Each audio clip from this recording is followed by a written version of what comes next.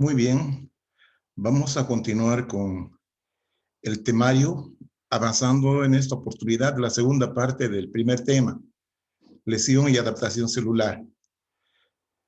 Vamos a hablar de apoptosis. Como dice acá, es una vía de muerte celular inducida por un programa intracelular que activa enzimas degradativas que afectan al ADN y proteínas nucleares y citoplásmicas. Bueno, entonces es una forma de muerte celular. Se la llama también muerte celular programada. Aquí estamos viendo que se trata de una activación de enzimas degradativas que afectan principalmente ADN y proteínas tanto del núcleo como del citoplasma. Aquí también interviene en las proteínas que forman el citoesqueleto. Es importante tener en cuenta eso. La apoptosis se produce en las siguientes condiciones. Carencia de factores de crecimiento. Los factores de crecimiento son proteínas que estimulan la duplicación de las células, por eso se llaman de crecimiento, ¿no? Porque gracias a estas, las células pueden dividirse y proliferar, ¿ya?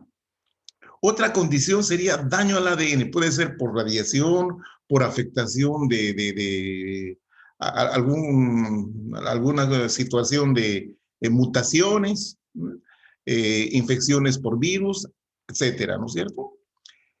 Síntesis defectuosa de proteínas. Bueno, esto puede ocurrir cuando las proteínas no son de buena calidad.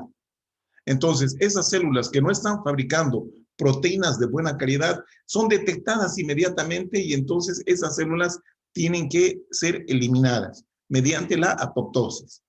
Bien, es importante también que para iniciar este proceso de muerte celular, participan la familia de receptores de este factor de crecimiento. Se llama factor de necrosis tumoral. Entonces empieza siendo activada esta proteína, ¿no es cierto? Y bueno, para que mueran las células infectadas o afectadas, es importante la participación de los linfocitos T citotóxicos. Bien. En la apoptosis existen dos vías. Una de ellas es la vía extrínseca, iniciada en receptores de muerte en la membrana, o sea, proteínas receptoras que están presentes en la membrana, ¿no es cierto? Y esta sería la familia de las que les había mencionado hace ratito, ¿ya? Receptores del factor de necrosis tumoral, que es un factor de crecimiento, que se relaciona con las proteínas FAS. Estas proteínas FAS también participan en la activación de la apoptosis. Entonces, estas proteínas FAS, una vez activadas, viene así como una bola de nieve, ¿no? Se va creciendo esto, y estas activan a las caspasas, que son enzimas degradativas, íntimamente relacionadas al proceso de apoptosis. Bien. Entonces, esta vía extrínseca dice acá, y está explicando, miren, va a ocurrir en la eliminación de linfocitos T autorreactivos. ¿Qué significa eso?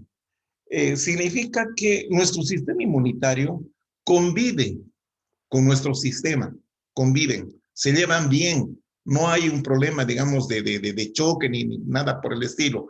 Tiene que haber una convivencia pacífica entre nuestros tejidos y nuestro sistema inmunológico. A eso se llama tolerancia inmunológica.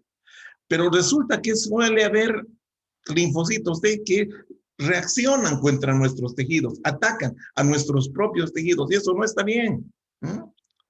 Entonces, eso, como son autorreactivos, tienen que ser eliminados, ¿sí? Tienen que ser totalmente eliminados para que no se produzcan esas enfermedades que se llaman autoinmunitarias. Bien, entonces, estos son eliminados mediante la participación de la vía extrínseca de la apoptosis. Bien, entonces decíamos acá son eliminados linfocitos T autorreactivos y ciertos linfocitos citotóxicos que participan en la muerte celular de células infectadas por virus y en células cancerosas. Bueno, entonces también tienen su parte buena, ¿verdad? Bien. Seguimos adelante.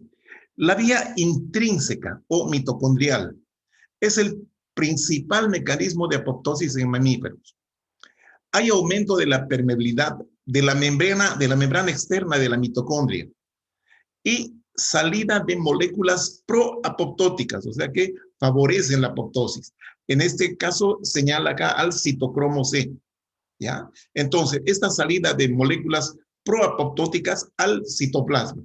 En el citoplasma ya harán su, digamos, ya desencadenarán, ¿no es cierto?, una serie de sucesos que finalmente terminan en la muerte celular de tipo apoptótica. Las proteínas proapoptóticas son controladas por la familia de las proteínas BCL2. ¿Sí? Estas son un gen. Están en nuestro genoma. ¿Ya? Entonces, estas son las que controlan la participación de estas proteínas proapoptóticas. Vamos a ver enseguida. Ahora, también suele haber apoptosis en situaciones fisiológicas, o sea, normales. ¿Ah? Por ejemplo, destrucción programada en la embriogénesis. Durante la formación del nuevo ser, existen células que están por demás. Entonces, estas hay que eliminarlas. No es un proceso natural. La involución hormonodependiente. O sea que hay órganos que dependen de las hormonas. Principalmente puedo mencionarles en el varón los testículos, el ovario, el endometrio en la mujer. Entonces, cuando llegan a cierta edad, la persona, ¿sí? La falta de hormonas hace que haya una especie de atrofia, de involución del tejido ese. ¿No?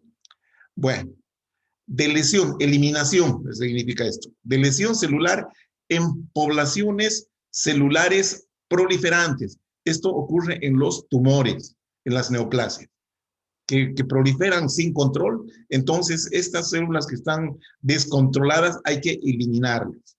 Y también volvemos otra vez al punto ese de la eliminación de los linfocitos autorreactivos, que reaccionan contra lo propio, contra nuestros propios tejidos. Bien.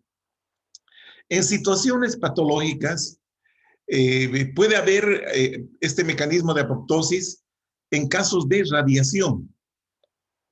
Cuando uno está consumiendo fármacos citotóxicos, esto ocurre en procesos cancerosos generalmente. En la hipoxia también. Otra situación patológica es la acumulación de células mal plegadas. Esto significa que son células mal fabricadas, mal sintetizadas, están alteradas, ¿sí? No son buenas. Entonces, esto puede ocurrir, esta acumulación de proteínas de mala calidad, puede ocurrir en la alteración del retículo endoplásmico por mutaciones genéticas, o por reacción, o por acción, entonces acá, de los radicales libres. Ya conocemos qué son los radicales libres.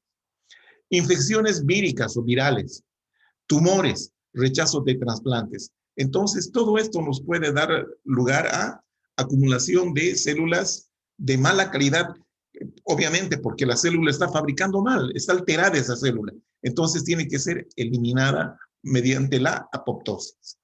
Bien, y acá tenemos en este esquemita de Robbins las dos vías, ¿no? Aquí tenemos la vía mitocondrial o intrínseca. ¿No? Entonces, acá el desencadenante va a ser una lesión de la célula, una célula lesionada. ¿Ah? Esto conduce a un aumento de los factores de crecimiento, ¿sí? Aumento en cantidad de factores de crecimiento. Daño en el ADN, esto puede ser por radiación, toxinas, radicales libres. Mal plegamiento de proteínas, estrés en el retículo endoplásmico, ya dijimos eso. Entonces, ¿esto a qué conduce? A que dentro del citoplasma existen elementos sensores de la familia de la BCL2, ¿sí? Son proteínas. Estas son las primeras que van a detectar. Bueno, entonces esta hace que se activen efectores de esta proteína, ¿ya? Esta es una reacción en cadena, ¿ya? Estos sensores de la BCL2 activan efectores de esta familia justamente. ¿Y cuáles son estas? Como ejemplo, tenemos el VAX, el BAC, son también proteínas. Reguladores, miren, ahí está, del BCL2 y del BCLX. Bien. Entonces, ¿qué es lo que ocurre? Estas van a alterar, aumentar la permeabilidad de la membrana externa de la mitocondria. Esta de acá, la que está por afuera. Este aumento de la permeabilidad da lugar a la salida del citocromo C. Paremos acá.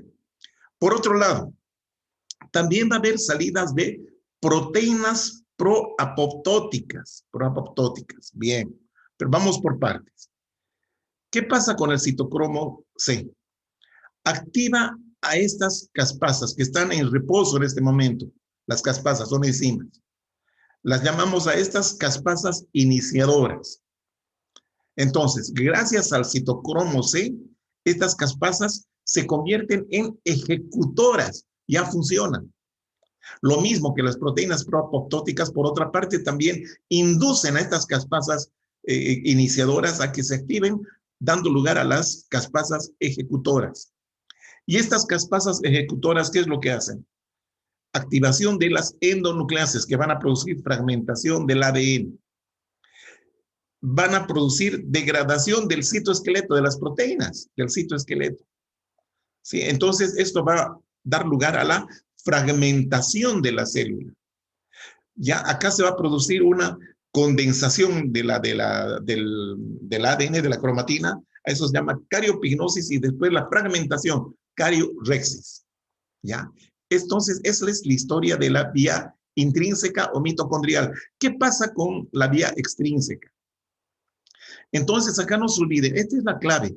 Interacciones receptor-ligando. Receptor es la proteína, ¿sí? La proteína. En este caso sería el receptor del factor de necrosis tumoral. Ese es el receptor. Y el ligando, el que estimula, sería la proteína Paz, ¿ya? Y eso es lo que ocurre, miren. Aquí se estimulan las proteínas adaptadoras que dan lugar a la activación de las caspasas iniciadoras, ejecutoras y con el consiguiente daño. Entonces, miren, la fragmentación de la célula va a dar lugar a varios fragmentos de células que vamos a llamar los cuerpos apoptóticos. Los cuerpos apoptóticos, que en su superficie presentan ligandos, o sea, proteínas que van a tener afinidad con los fagocitos, los macrófagos en este caso, que van a degradar. Una vez que engloban a este cuerpo apoptótico, lo van a degradar y de esta manera desaparece. Desaparece. En la apoptosis, no se olviden, no hay inflamación. No hay inflamación. Bien. Morfología de la apoptosis. Hay pérdida del volumen celular. La célula se hace más pequeña, se deforma, etcétera. ¿Sí? Condensación y fragmentación de la cromatina. ¿Ah? Empiezan a aparecer vesículas citoplásmicas. ¿Qué son? Las vesículas son estas. Están empezando a deformarse. Una vez que esto se estrangula, se separa de la masa principal de la célula y se vuelve el cuerpo apoptótico que va a ser fagocitado. Entonces, formación de vesículas citoplásmicas y cuerpos apoptóticos. Fagocitosis de los cuerpos apoptóticos, siempre tomando en cuenta que hay ausencia de la inflamación. Esto para diferenciar de la necrosis, que ya lo hemos visto en la anterior clase. Bien. Aquí estamos viendo más o menos un repaso de lo que habíamos visto, ¿no es cierto? Ahí está la señal del factor de crecimiento, aquí está su receptor, ¿sí? Ahí está la membrana celular. Entonces, aquí se produce el estímulo directo hacia la membrana externa de la mitocondria, ¿sí? Aquí se produce producción y producción de proteínas antiapoptóticas, por ejemplo, el BCL2, ¿ya? Entonces, ¿qué es lo que hace acá? Aquí estamos viendo la proteína, el BCL2, ¿sí? Que existe la señal de supervivencia, pero como estamos hablando de supervivencia acá, no va a haber daño en la mitocondria. Lo que estamos viendo acá es qué es lo que pasa si hubiesen estímulos para que se produzca la apoptosis. En condiciones normales, en células sanas, existe una autodefensa, ¿ah? Ahí estamos viendo señales de supervivencia. Entonces, lo que ocurre acá es que esta membrana se hace impermeable a la salida del citocromo C. El citocromo C, ustedes han visto que es el elemento importante para que se desencadene el proceso de apoptosis. ¿Ya? Entonces, esto sería una vía de un mecanismo de defensa, un mecanismo de supervivencia. Ahora, ¿qué es lo que ocurre cuando no hay estos factores de supervivencia? ¿Ya? No hay, el factor está nulo por alguna razón, porque la célula está enferma, obviamente. Pero y además hay daño a la célula. Por ejemplo, aquí estamos viendo la radiación que afecta directamente al ADN. Entonces aquí se activan las proteínas de las proteínas sensores. ¿Ya? Principalmente, aquí estamos viendo el BH3. ¿Ya? Que antagoniza con el BCL2, que sería protectora en todo caso. Entonces, ¿qué es lo que pasa? Como hay antagonismo con el BCL2, estas vencen, ganan. ¿Y qué es lo que va a ocurrir? Va a ocurrir que hay aumento de la permeabilidad. Ahora sí que hay permeabilidad abierta, ¿sí? Ahí están estas proteínas BCL2, se abren y permiten la salida del citocromo C. ¿Ah? Y este citocromo C va a activar a estas otras proteínas proapoptóticas que son el VAX y el VAC. ¿Ah? Ya entonces, esta liberación del citocromo y otras proteínas activan la cadena de las caspasas y finalmente vamos a llegar a la apoptosis. Para entender este cuadrito es necesario que ustedes repasen el anterior, este de acá. Lo van a entender. Está bastante didáctico, ¿ya? Bueno, seguimos. Otras variantes de la apoptosis. Una variante sería la necroapoptosis. Miren, anecrosis y apoptosis. Parece que se juntaran, ¿no es cierto? Es una forma de muerte celular semejante a la necrosis. Se inicia de manera similar a la forma extrínseca, miren ustedes. Pero aquí no hay activación de caspasas, no hay. Entonces, acá lo que ocurre fisiológicamente, ocurre en la formación de la placa epifisiaria, en el crecimiento de los huesos largos. Fisiológicamente ocurre en la formación de la placa epifisiaria. Qué interesante. Patológicamente ocurre en la esteatohepatitis, inflamación del hígado.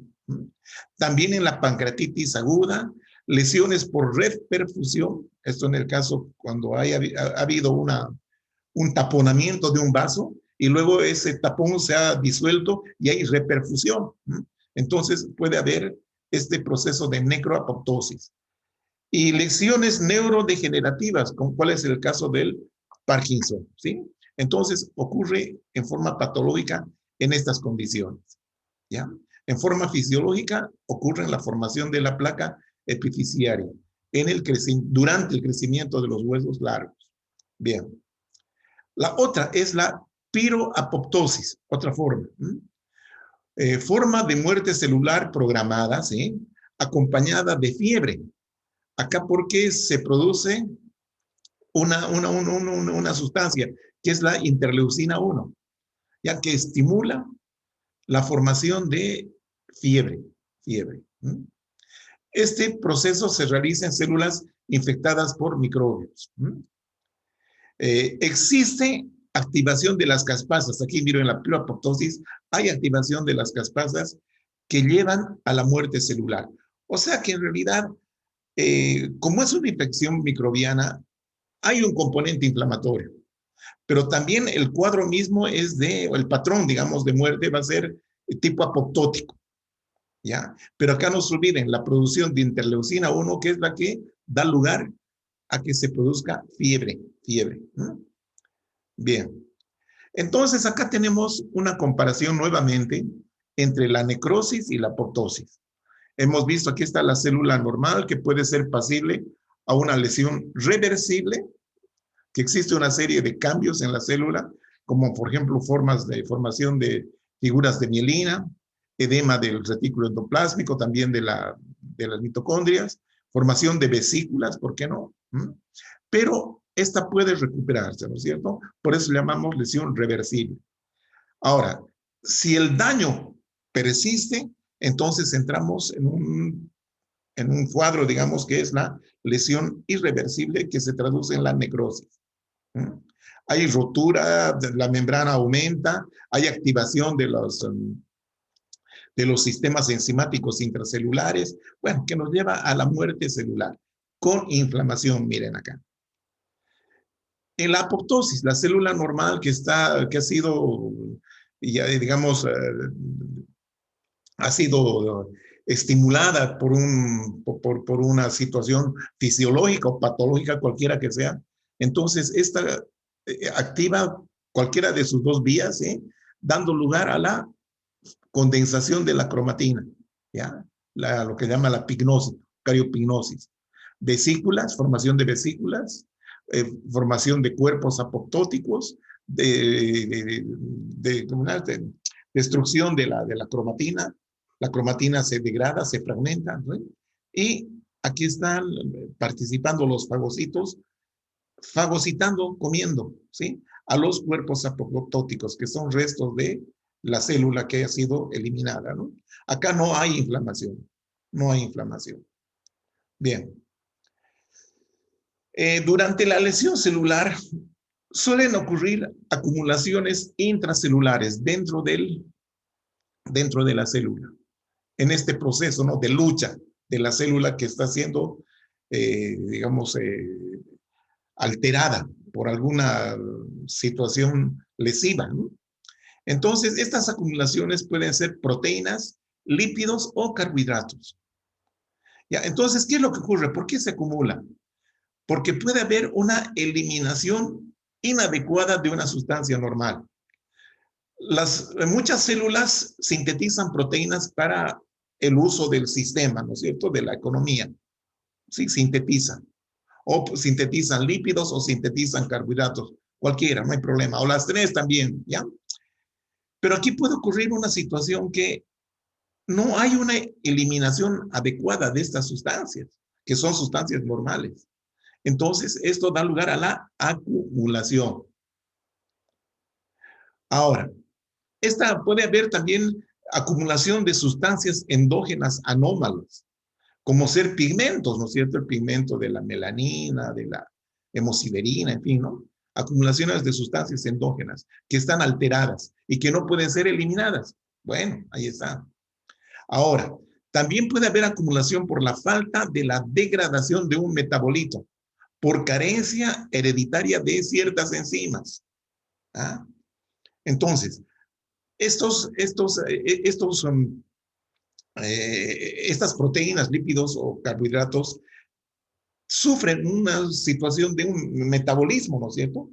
Y para que se produzca el metabolismo es necesaria la participación de enzimas. Ahora, si es que hay un defecto hereditario en estos genes que codifican ciertas proteínas enzimáticas, ¿sí? Entonces aquí vamos a tener un problema, ¿no? No se va a degradar el metabolito, por lo tanto se va a acumular, ¿ya? Ahora también otra alternativa es el depósito o acumulación de sustancias exógenas anómalas, ¿ah? Cuando la célula carece del material enzimático capaz de degradar. O sea, aquí sustancias endógenas. O sea, que uno consume, ¿ya? Ingresa a la célula, pero en la célula no tenemos esa capacidad de degradar, ¿ya? Porque carecemos, o que la persona tiene un problema, puede ser congénito o hereditario, de falta de una enzima. Entonces, como no hay esa enzima que degrada, la sustancia permanece así, pero no se puede degradar porque no está en condiciones, no se puede eliminar, perdón. Entonces se acumula. Bien. Entonces, la esteatosis. Se trata de la acumulación de lípidos relativamente simples, sencillos. Acumulación de triglicéridos, principalmente en el hígado. Ya, si es muy intensa esta acumulación de estos triglicéridos, puede producir cirrosis hepática. Esta esteatosis también se conoce con el nombre de cambio graso, ¿no? Que es un tipo de lesión reversible a nivel del hígado, ¿no? Entonces, la esteatosis es muy frecuente en el alcoholismo, en la desnutrición, obesidad, diabetes mellitus y también en tratamiento con corticoides. Puede ocurrir esta acumulación de triglicéridos, que como les decía, son lípidos sencillos, simples. Ahí estamos viendo un hígado con esteatosis. El hígado crece, hay una hepatomegalia y este aspecto amarillento, ¿no? Por la acumulación de grasa. Ahí vemos la histología. Aquí vemos un espacio porta y aquí vemos, ¿no? Las vacuolas de grasa dentro de los hepatocitos, que pueden ser pequeñitas o grandes, ¿no? Por eso se llama acá esteatosis micro y macrovesicular. ¿Ya? Es el hígado graso también que se lo conoce. ¿No? Bien. El colesterol y ésteres del colesterol. El colesterol y es un lípido complejo. Es complejo, es una molécula más grande. ¿Ya? Entonces, el aumento del colesterol en sangre puede dar lugar a varias situaciones. Por ejemplo, la aterosclerosis en las arterias medianas y grandes sobre todo, ¿no? En la íntima se acumula, dando lugar a esto, ¿no? La aterosclerosis. Los santomas, que son tumores donde existen macrófagos cargados de colesterol, ¿sí? En situaciones de hiperlipidemias, o sea, mucha grasa circulando en sangre. Y esto puede ser una situación congénita o adquirida.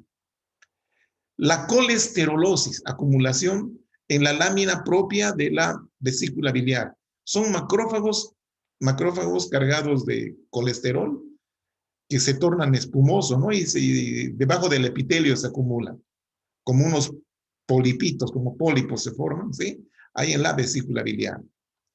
La enfermedad de Niemann-Pick, el tipo C, por mutación de un gen que participa en el transporte del colesterol. Esa se llama la enfermedad de Niemann-Pick.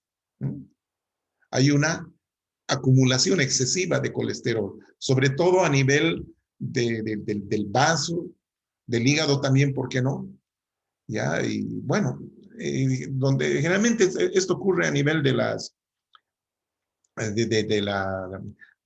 los órganos que tienen células que pertenecen al sistema fagocítico mononuclear, abundantes obviamente, ¿no? Bien, aquí estamos viendo una arteria, y aquí vemos una plaquita, mira una placa alargada de acumulación de colesterol. Este colesterol puede calcificarse, hacer una arteria rígida que puede romperse y producir, acá por ejemplo se ha roto, miren, y puede producir hemorragia masiva, arteriosclerosis coronaria. Ahí vemos la histología. Miren, ahí está, ¿no? El ateroma. Mucha, mucha fibrosis. Aquí sí se ve mucha fibrosis. Ya prácticamente la pared está sumamente gruesa. Y la luz, ¿cómo está reducida? Miren ustedes. Entonces, esto es bastante peligroso porque puede dar lugar a coagulación acá, ¿no? A coágulos, lo que se llama la trombosis, ¿no? Ya, ahí estamos viendo una vesícula biliar que está abierta, obviamente. Estamos viendo su mucosa. Y estos polipitos, vean ustedes, estos son los polipitos. ¿Eh? Son acumulaciones de macrófagos cargados de colesterol debajo del epitelio. Ahí estamos viendo, miren, ahí está el epitelio, aquí está un poquito exfaselado, llamémosle así, pero aquí se ve, mira el epitelio cilíndrico simple, aquí otra glandulita, y aquí están, miren, estas células espumosas de citoplasmas amplios. Ahí también se ve, miren, estos son macrófagos cargados de colesterol, colesterolosis, en vesícula biliar es esto. Lípidos complejos, por ejemplo, la enfermedad de Gaucher, esfingomielina se llama eh, otro lípido complejo. También en los macrófagos, en el sistema en el fagocítico mononuclear, en las células del sistema fagocítico mononuclear. Es en estos macrófagos donde se acumulan. Miren, parece papel arrugado, ¿no? Enfermedad de Gaucher. Acumulación de proteínas. Acá podemos ver, miren, este riñón. Aquí estamos viendo, ¿sí? Ahí están. Sí, son células claras porque hay proteínas acá. Este es con otra tinción para demostrarle las proteínas acumuladas. Es lo mismo, túbulos proximales son estos en el riñón. Entonces, dice acá, reabsorción de proteínas en los túbulos renales, dice aquí. Cuando hay un mal filtrado glomerular de proteínas, los túbulos proximales se absorben más cantidad de proteínas, ¿ya? Y estas se van a acumular, obviamente, en los túbulos proximales, ¿no? Acumulación de proteínas. Causas de acumulación de proteínas. Producción excesiva de proteínas. La síntesis de proteínas es mucho mayor a la velocidad de metabolización de las mismas. Ejemplo, producción de inmunoglobulinas por las células plasmáticas, en las que aparecen los cuerpos de Russell o de Russell. Esto en las células plasmáticas o plasmocitos. Ahí estamos viendo, miren, los plasmocitos. Estos son plasmocitos normales. Estos no. Han acumulado excesiva cantidad de proteínas. Inmunoglobulinas. Cuerpos de Russell. ¿Ya? En la hepatitis alcohólica hay acumulación de proteína anómala. ¿Ya? Esto por el alcoholismo, ¿sí? Hay una alteración del metabolismo y estas manchitas que ustedes ven, que es una proteína mal producida, mal sintetizada, da lugar a estas acumulaciones, ¿no? Que se llaman los cuerpos de Mallory. Cuerpos de Mallory. Características del alcoholismo, ¿no? Se ven los hepatocitos. Cambio hialino. Alteración que se produce en células y el espacio extracelular con aspecto rosado y vítreo, se parece al vidrio esmerilado, ¿no? El cambio hialino o cambio hidrópico, ¿no? Es también una lesión reversible. Esta alteración puede deberse a la acumulación de proteínas intra y extracelularmente. Se considera como un término descriptivo en histología. Bueno, cambio hialino es por el aspecto que tiene el citoplasma y también el espacio extracelular. Otras acumulaciones celulares, el glucógeno, por falta de proteínas que van a metabolizar el glucógeno. Aquí estamos viendo células musculares cardíacas, miocitos cardíacos. Aquí están los acúmulos de glucógeno. Miren. Estas enfermedades genéricamente se conocen como glucogenosis. Existen varios tipos. Entonces el glucógeno también puede acumularse, ¿no? Es un ejemplo de acumulación de hidratos de carbono. Pigmentos endógenos, la lipofucsina. Aquí estamos viendo, mire, de un color café oscuro. Es el pigmento de desgaste. Este es tejido muscular, miocardio, así es. Ahí se ven, ¿no es cierto? Esto ya ocurre en personas mayores. También ocurre esto en las células nerviosas. Se puede acumular la lipofucsina, pigmento de desgaste, ¿no? Hemosiderina. Ahí estamos viendo, miren. Estos granitos que pueden ser bastante grandes o pequeñitos, miren. Ahí están. En estas células hepáticas estamos viendo. También pueden verse en cualquier otro tejido u órgano, ¿no? La hemosiderina es el producto, digamos, de hemorragias, ¿no? De las hemorragias. O cuando hay hemólisis, destrucción de los glóbulos rojos. ¿Ya? La melanina. Aquí estamos viendo un colon abierto y vemos que la mucosa tiene este color negro, ¿no? Bueno, es una condición que se llama la melanosis coli, la pigmentación negra de la mucosa colónica. ¿Ya? Aquí estamos viendo, miren, el pigmento, ahí está. Este es mucosa intestinal, ahí está el pigmento, miren, de color café, la melanina. Hablemos ahora de calcificación. Es la consecuencia de una combinación de afectaciones acumuladas. Aquí participa mucho la acumulación de radicales libres. Es importante como un factor para que se produzca calcificación. Bueno, entonces, ¿qué es lo que da lugar a estos radicales libres, ¿no es cierto? Reducción de la capacidad replicativa, o sea, se reduce la capacidad de proliferar, las células no se duplican. Menor reparación del ADN dañado. Homeostasis proteínica defectuosa, o sea, hay alteración en la síntesis de proteínas. Esto a consecuencia de la presencia de radicales libres que se han acumulado. Bueno, entonces, ¿a qué nos lleva todo esto? A una lesión o muerte celular.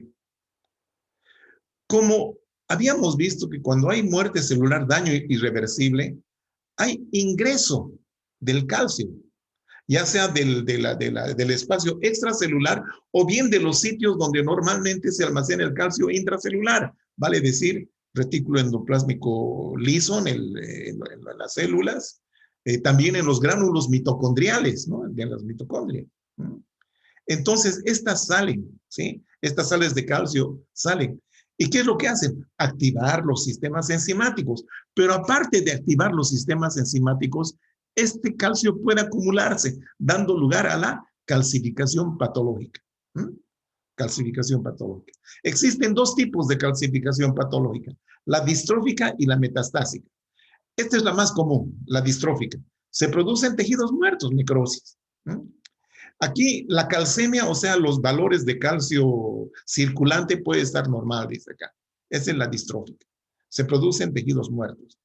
La metastásica ocurre en tejidos vivos y siempre está asociada a la hipercalcemia, aumento del calcio circulante.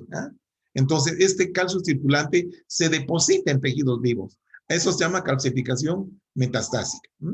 Aquí estamos viendo ejemplos de calcificación distrófica, por ejemplo, en esta arteria, miren, la media, acumulación de calcio. Y el calcio se lo ve así de este aspecto oscuro, bastante basófilo. Acá también se puede ver. Se puede ver. Calcificación distrófica. Aquí estamos viendo en las válvulas. Acá seguramente ha habido previamente un proceso de acumulación de colesterol en las valvas. Ha habido necrosis ahí y luego calcificación. Ahí estamos viendo, ¿sí? Estos acúmulos de calcio. Distrófica. Metastásica, esto es pulmón. ¿Ya? Esto es en tejidos vivos. Aquí se acumula en tejidos vivos. Ahí estamos mostrando, ¿no? Calcificación metastásica en tejidos vivos por hipercalcemia. Bueno. Adaptaciones del crecimiento y la diferenciación celular. Son cambios reversibles en tamaño, número, actividad metabólica o funciones de la célula. Cambios reversibles. Entonces, ¿cuáles son estas adaptaciones? ¿Cuáles son estos cambios? Está la hipertrofia, la hiperplasia fisiológica y patológica, la atrofia y la metaplasia. Vamos viendo cada una de estas. La atrofia. Este es un ejemplo de un testículo normal. Ahí está. Ahí está la glándula testicular y aquí está el epididio. Y esta es la contraparte, un testículo atrófico de una persona mayor, ya con una insuficiencia hormonal seguramente, ¿no? Para comparar el tamaño o el volumen. Aquí estamos viendo, por ejemplo, un miocito, ¿no? Un miocito cardíaco normal. Aquí está el miocardio normal. Aquí vemos la hipertrofia. Este es un ejemplo de hipertrofia. ¿Qué es la hipertrofia? Es el aumento del volumen celular, ¿ya? En aquellas células que tienen poca capacidad replicativa. Vale decir, aquellas que no muy frecuentemente se dividen. En las células, por ejemplo, las que llaman en células perennes, que se llaman, ¿no? Como ser las células nerviosas y en este caso las células del músculo cardíaco, ¿no? Entonces, ante una sobredemanda de trabajo, estas células agrandan, ¿no es cierto?, para adaptarse, para adaptarse. Midorcito adaptado, dice acá.